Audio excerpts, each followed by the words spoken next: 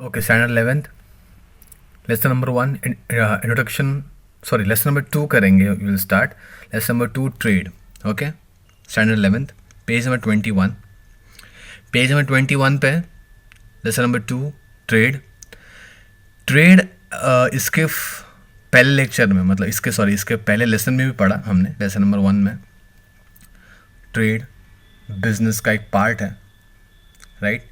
Basically business, फिर इसके under में कॉमर्स और फिर ट्रेड, और उसका दूसरा बाइफिकेशन कौन सा है? Auxiliaries to trade, right. So trade means what? एकदम सिंपल में बाइंग एंड सेलिंग।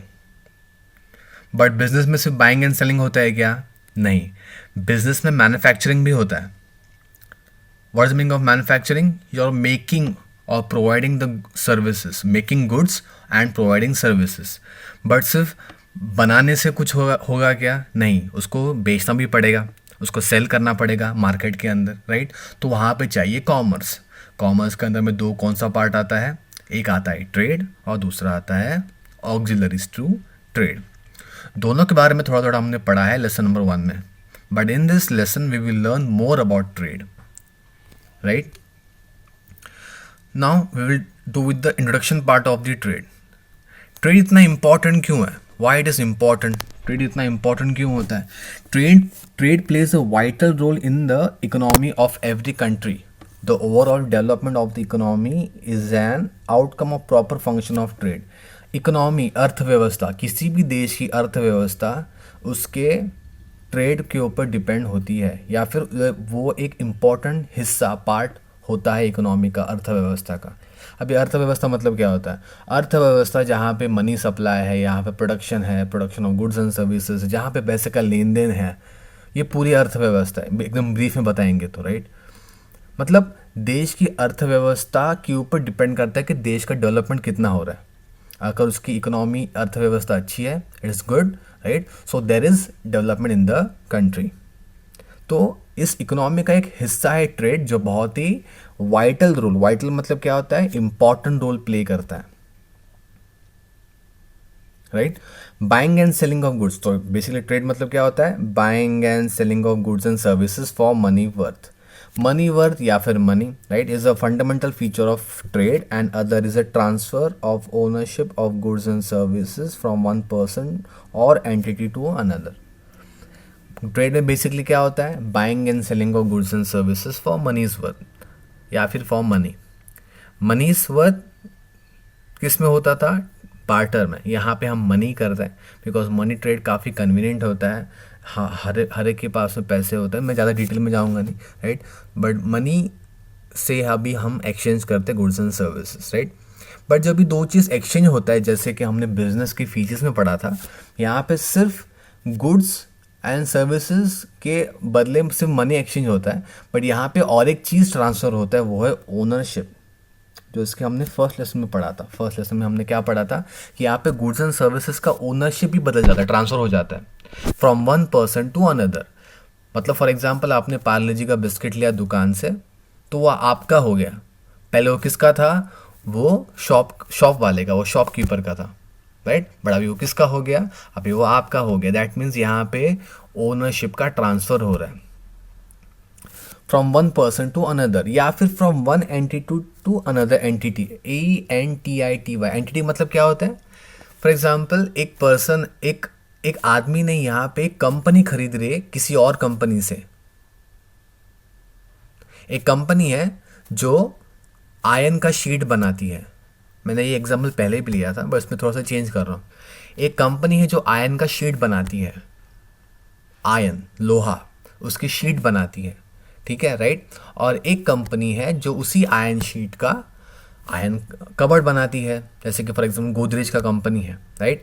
तो गोदरेज कंपनी दूसरे कंपनी से वो आयरन का शीट्स खरीद रही है।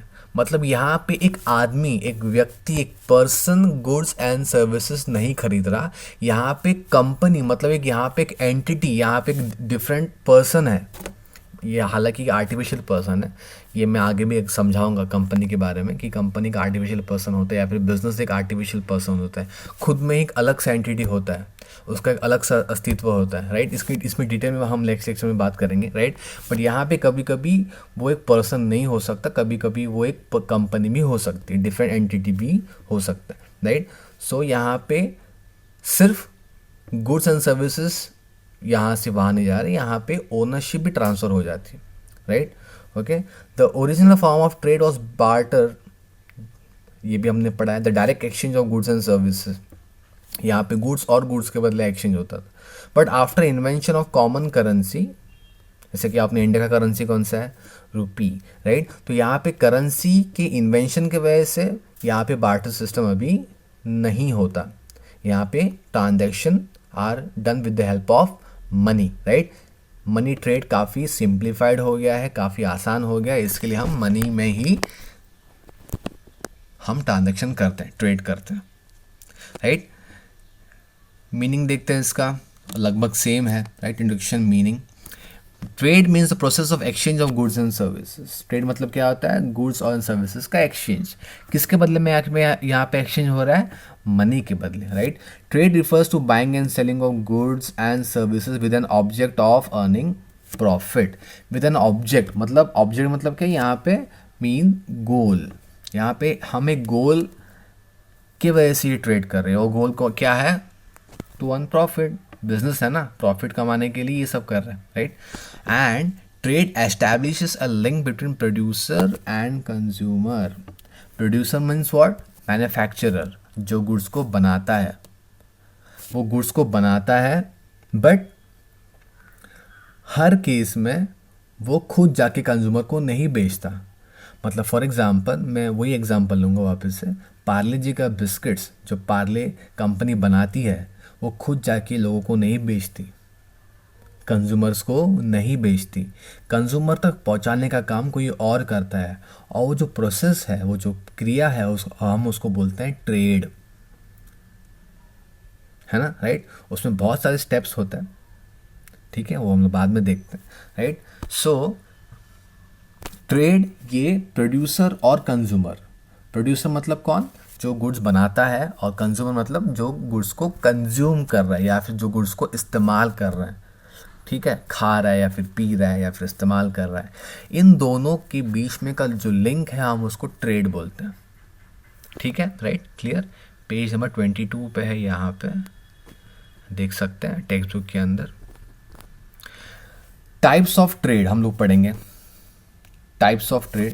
यहाँ पे टाइप्स ऑफ ट्रेड में देखो, ट्रेड दो पार्ट में डिवाइडेड है, इंटरनल ट्रेड और एक्सटर्नल ट्रेड, ये भी हमने पढ़ा था। इंटरनल ट्रेड में का भी बाइफिकेशन पढ़ा था, रिटेल ट्रेड का भी बाइफिकेशन इस लेसन में हम लोग देखेंगे। ये जो रिटेल ट्रेड का जो बाइफिकेशन है ना, इंटरनेट ट्रेडर्स, देखो यहाँ पे पढ़ा था, इंटरनेट रिटेलर्स और फिक्स शॉप रिटेलर्स, ये जो दो है ना बाइफिकेशन, इस हम लेसन में पढ़ेंगे, ठीक है।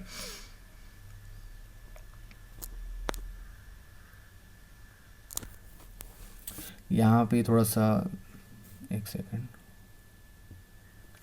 यहाँ पे थोड़ा सा ये मिस्टेक हो गया। यहाँ पे आपको ये जो पिक्चर है ना, आपको टेक्स्ट बुक में देखने मिलेगा। यहाँ पे चैनल ऑफ डिस्ट्रीब्यूशन मतलब क्या, डिस्ट्रीब्यूशन का जो चैनल है,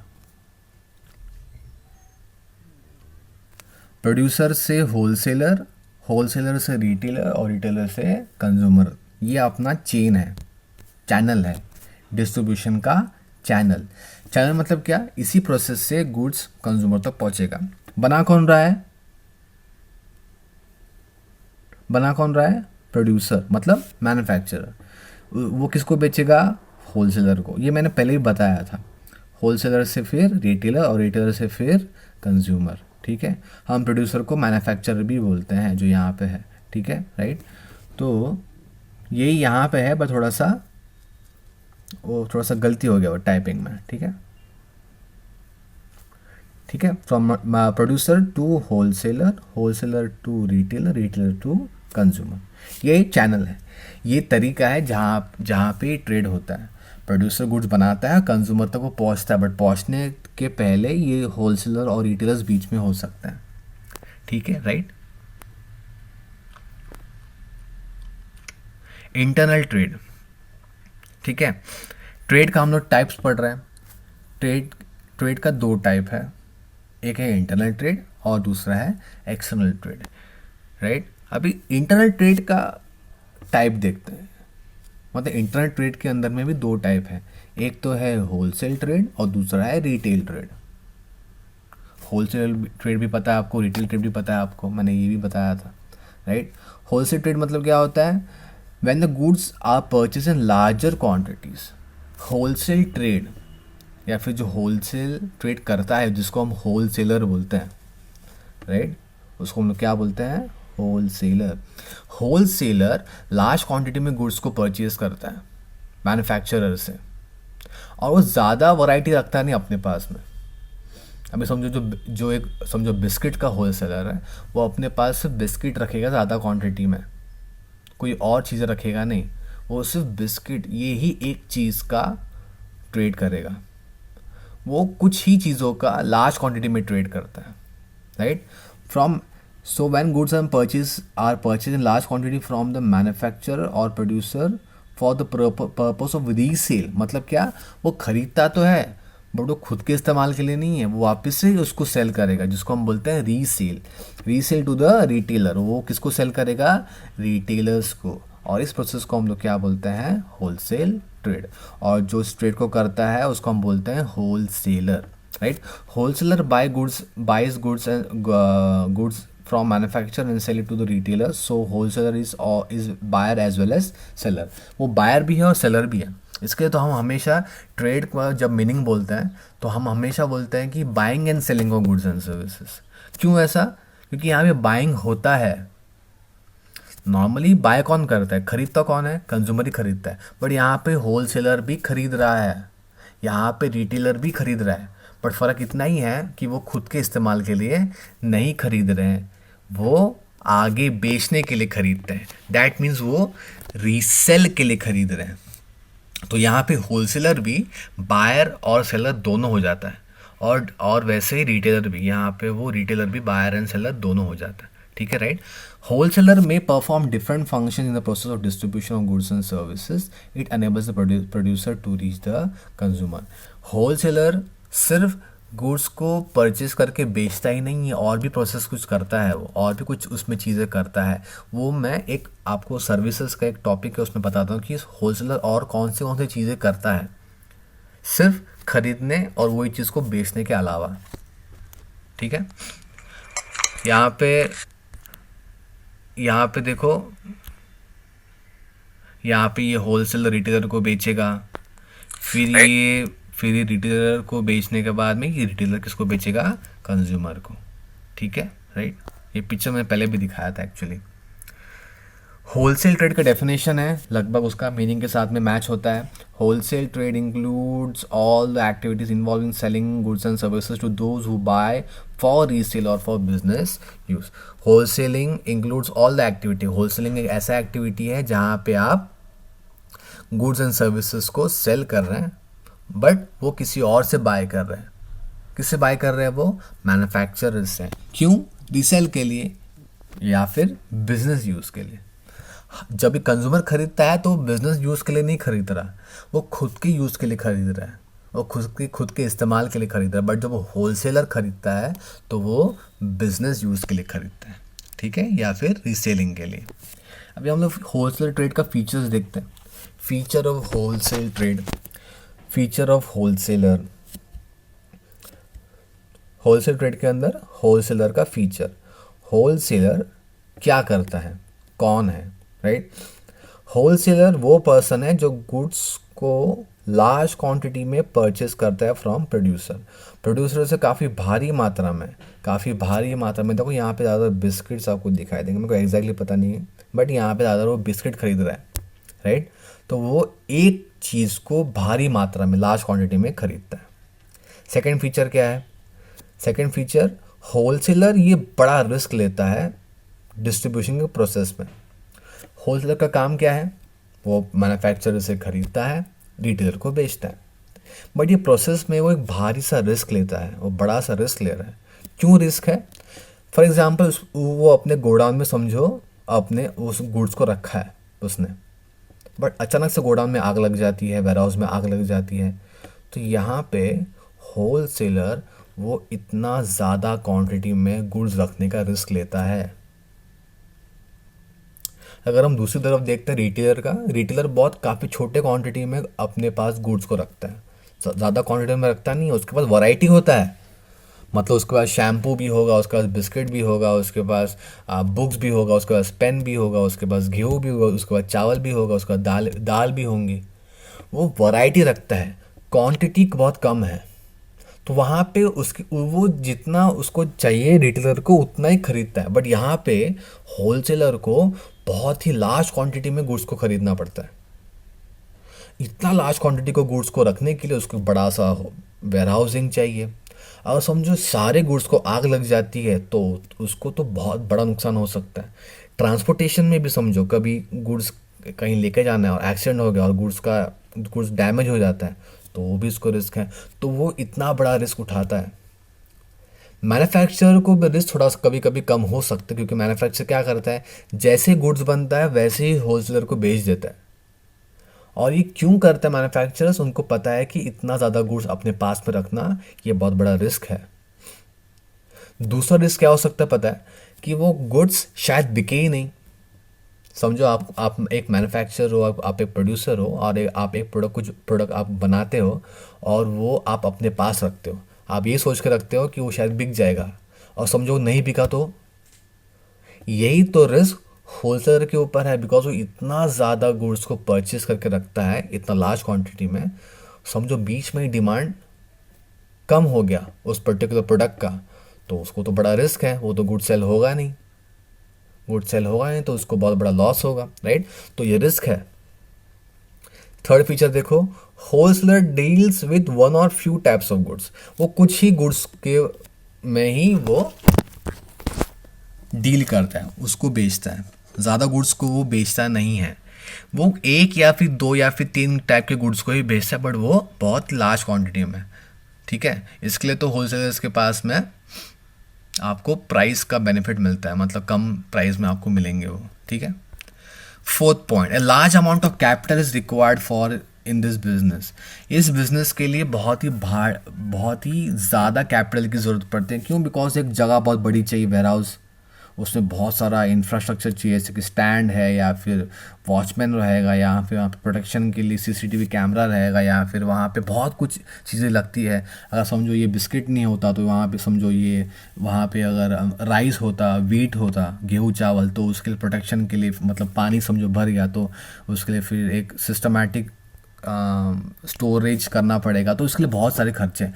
तो और दूसरी बात, यहाँ पे वो गुड्स को बहुत ही लार्ज क्वांटिटी में खरीदता है, तो ऑब्वियसली उसको बहुत ज़्यादा पैसे की ज़रूरत पड़ती है। That means he needs more capital, ठीक है। Fifth point, a wholesaler maintains price stability by balancing supply and demand factors. Wholesaler की वजह से या फिर होलसेल ट्रेड की वजह से अपने इकोनॉमी के अंदर प्राइस स्टेबिलिटी होता है। कोई भी चीज़ महंगी पता है कभी होती है, जब भी वो अवेलेबल नहीं है मार्केट के अंदर। डिमांड तो है बट सप्लाई नहीं हो रहा है ना, तब प्राइस बढ़ता है, तब किसी चीज़ का प्रोडक्ट का प्राइस बढ़ता है, भाव बढ़ता है, राइट। अगर वो बराबर से सप्लाई नहीं करेंगे होलसेलर तो मार्केट में प्राइस बढ़ जाएगा, जो नहीं होता है। क्यों? बिकॉज होलसेलर टाइम पे गुड्स को सप्लाई मार्केट के अंदर कर सकता है। क्यों? क्योंकि वो उसके पास में ऑलरेडी बहुत सारे गुड्स है, क्योंकि उसने लार्ज क्वांटिटी में गुड्स को स्टोर किया है अपने वेयर हाउस में। तो जब भी डिमांड आता है रिटेलर से कि भाई मुझको इतना इतना गुड्स चाहिए, मुझको इतना इतना पार्ले जी का पैकेट चाहिए, वो तुरंत वो उसी टाइम उसको बेच सकता है, उसको भेज सकता है। क्यों? क्योंकि उसके पास में बहुत बड़ा स्टॉक है गुड्स का, ठीक है। Next, six point, the manufacturer can get direct information about the market to wholesaler. अभी जो होलसेलर है ये मार्केट का इंफॉर्मेशन देता है टू द मैन्युफैक्चरर। अभी मैन्युफैक्चरर समझो, अभी यहाँ पे मैन्युफैक्चरर वो बिस्किट्स बना रहा है, अभी इसको ये नहीं पता चलता कि कंज्यूमर को सच में ये बिस्किट्स पसंद है क्या।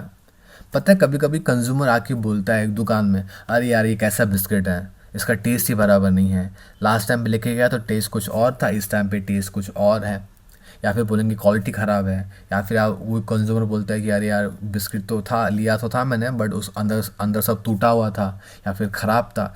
तो ये जो कस्टमर के रिव्यू है, ये जो कंज्यूमर का जो रिव्यूज़ है कि भाई प्रोडक्ट में ये प्रॉब्लम है, वो प्रॉब्लम है, प्रोडक्ट के अंदर कोई कुछ ऐसा चेंजेस होना चाहिए, तो ये चेंजेस या फिर ये जो कंज्यूमर का जो रिव्यू होता है, कंज्यूमर का जो टिप्स होता है, सजेशंस होता है, ये मैन्युफैक्चरर तक नहीं पहुंचता। क्यों नहीं पहुंचता? बिकॉज मैन्युफैक्चरर कंज्यूमर को खुद गुड्स नहीं बेच रहा, वो प्रोडक्ट उसको नहीं बेचता। कौन बेच रहा है यहाँ पे? बेसिकली रिटेलर बेचता है। तो रिटेलर क्या करेगा? होलसेलर को बताएगा, होलसेलर मैन्युफैक्चरर को बताएगा। तो यहाँ पे होलसेलर मैन्युफैक्चरर को इंफॉर्मेशन देता है अबाउट द मार्केट। मतलब मैन्युफैक्चरर को होलसेलर के थ्रू इंफॉर्मेशन पता चलती है कि भाई उसका प्रोडक्ट मार्केट में कैसे चल रहा है, अच्छा चल रहा है, नहीं चल रहा, अच्छा डिमांड कैसा है, लोग उसको पसंद कर रहे हैं कि नहीं पसंद कर रहे हैं, राइट। और ये पता होना बहुत ज़रूरी है, क्योंकि तब जाके वो मैन्युफैक्चरर अपने प्रोडक्ट के अंदर चेंजेस कर सकता है। अगर उसको लगता है कि ये प्रोडक्ट में कुछ चेंजेस चाहिए जो कंज्यूमर से पता चलता है उसको, तो वो अपना और प्रोडक्ट अच्छा बेहतर बना सकता है, राइट।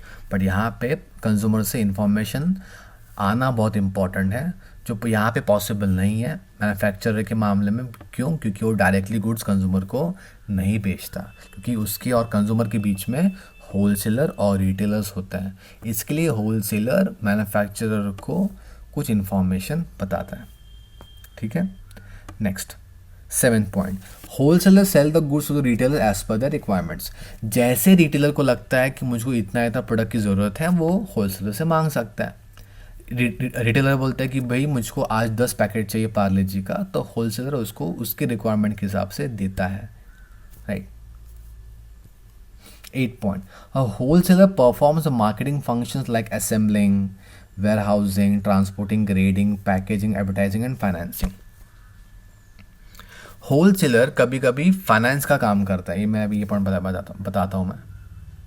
मतलब फॉर एग्जांपल मैन्युफैक्चरर बोलता है, सॉरी रिटेलर बोलता है कि भाई आपसे मैं पैसा तो ले रहा हूँ, गुड्स तो ले रहा हूँ, बट अभी आपको पेमेंट नहीं करूँगा। तो यहाँ पे होलसेलर बोलता है कि ठीक है, आपको मैं 1 महीने का टाइम देता हूँ, आप ये चीज़, आप जो ये गुड्स है मेरे से क्रेडिट पे लेके जाओ, मतलब उधार पे लेके जाओ। 1 महीने के बाद जब आपके पास पैसे आ जाएंगे तभी मुझको पैसे लौटा देना। तो होलसेलर यहाँ पे सिर्फ गुड्स को बेचने के अलावा भी बहुत कुछ करता है एक्टिविटी, उसमें से एक फाइनेंसिंग है। होलसेलर रिटेलर को पैसे के मामले में मदद करता है। होलसेलर रिटेलर को बताते हैं अभी तुरंत पैसे देने की ज़रूरत नहीं है, जब आपका गुड्स बिक जाएगा, जब आपके पास पैसे आ जाएंगे तभी हमको पैसे दे देना। तो एक टाइप का यहाँ पे फाइनेंसिंग का काम कर रहा है। कभी कभी होलसेलर एडवर्टाइजमेंट में भी करते हैं। देखो मैं यहाँ पे आपको पिक्चर में बताता हूँ। तो यहाँ पे राइस का एग्जांपल लेते हैं, चावल का, ठीक है। एक फार्मर है, किसान, जो मार्केट में जाके कंज्यूमर को जो उसका जो राइस है, जो प्रोडक्ट है, वो नहीं बेच सकता। क्यों? क्योंकि मार्केट, मतलब कंज्यूमर तो सब जगह फैले हुए हैं, सिटी एरिया में भी है, गांव एरिया में भी है, सबको जाकर थोड़ी बेच सकता है वो। उसका मेन काम क्या है? खेती बाड़ी करना। तो फार्मर जो मैन्युफैक्चरर है, कंज्यूमर तक कैसे पहुंचाता है? वो होलसेलर और रिटेलर के थ्रू। रिटेलर फार्मर को जो काम करना चाहिए वो भी उसको काम करके देता है। फार्मर उस होलसेलर को बोलता है देखो भाई, मेरे पास में कोई ख़ास जगह नहीं है जहाँ पे मैं अपना जो चावल है उसको साफ़ कर सकूँ, उसको अलग अलग कर सकूँ, उसको पैक कर सकूँ, उसके ऊपर नाम लिखवाऊँ, उसका ऐड करूँ और उसको कंज्यूमर को बेचूँ। मेरे पास ना ही उतने पैसे हैं, तो आप मेरे लिए ये सब काम कर दो। मेरा जो बनता है वो मुझको दे देना, और आप जिसमें कमा रहे हो आप वो ले लो, राइट। तो यहाँ पे होलसेलर जो काम ज़रूरी है मैन्युफैक्चरर को करना, जो काम एक मैन्युफैक्चरर को करना ज़रूरी है, वो खुद कर लेता है। जैसे कि राइस को अलग अलग छांटना, जिसको हम ग्रेडिंग भी बोलते हैं। ग्रेड करना। अभी देखो नीचे का चावल देखो बहुत छोटा है, तो इसका प्राइस कम रहेगा, जिसको हम ब्रोकन राइस भी बोलते हैं। यहाँ पे ऊपर फुल राइस भी है, तो यहाँ पे हर एक राइस का भाव अलग होगा, प्राइस अलग होगा, तो उसको ग्रेड करना पड़ेगा, राइट। यहाँ पे जो कैटेगरी है राइस को, उसको अलग करना पड़ेगा, उसको पैक करना पड़ेगा, फिर उसके ऊपर लेबल लगाना पड़ेगा, जिसको हम लेबलिंग बोलते हैं। ऐड करना बोलेंगे इसको, जहाँ पे नाम के वजह से लोग को मालूम पड़ता है कि हाँ भाई ऐसे टाइप का राइस मार्केट में है, या फिर ये नाम से मालूम पड़ सकता है कि नेक्स्ट टाइम जब भी खरीदेंगे तो ये नाम का ही खरीद लेंगे वो कंज्यूमर। तो ये सारी चीज़ें होलसेलर भी करता है। किसके बिहाफ में? मैन्युफैक्चरर की बिहाफ में। क्यों होता है ऐसा? क्योंकि कभी कभी मैन्युफैक्चरर खुद ही सारे काम नहीं कर सकता किसी रीजन की वजह से, right. So this are the features of a wholesaler, ठीक है। तो यहाँ पे होलसेलर सिर्फ गुड्स बेचने के अलावा भी और भी बहुत सारे फंक्शन करता है। यहाँ पे गुड्स को स्टोर भी तो कर रहा है, वेयर हाउस में स्टोर भी कर रहा है, तो वेयर हाउसिंग भी है, ट्रांसपोर्ट भी कर रहा है। मतलब होलसेलर टू रिटेलर, एक किराना दुकान के तक वो पहुँचाता है उस चावल को, तो वहाँ पे ट्रांसपोर्टेशन कर रहा है, पैसे के मामले में मदद कर रहा है, पैकेजिंग कर रहा है, मतलब पैक करना, ग्रेडिंग कर रहा है, अच्छा कौन सा है, कौन सा लो क्वालिटी का है वो ग्रेड कर रहा है, और सबको बांट रहा है, कौन सा राइस कौन सा कैटेगरी में जाना चाहिए, वाइट राइस है, ब्राउन राइस है, एक्सेट्रा, राइट। सो ये हो गया फीचर्स होलसेलर का, ठीक है। नेक्स्ट लेक्चर में हम लोग होलसेल ट्रेड का सर्विसेज के बारे में पढ़ेंगे, ठीक है। सो अभी के लिए इतना ही। Till then, thank you.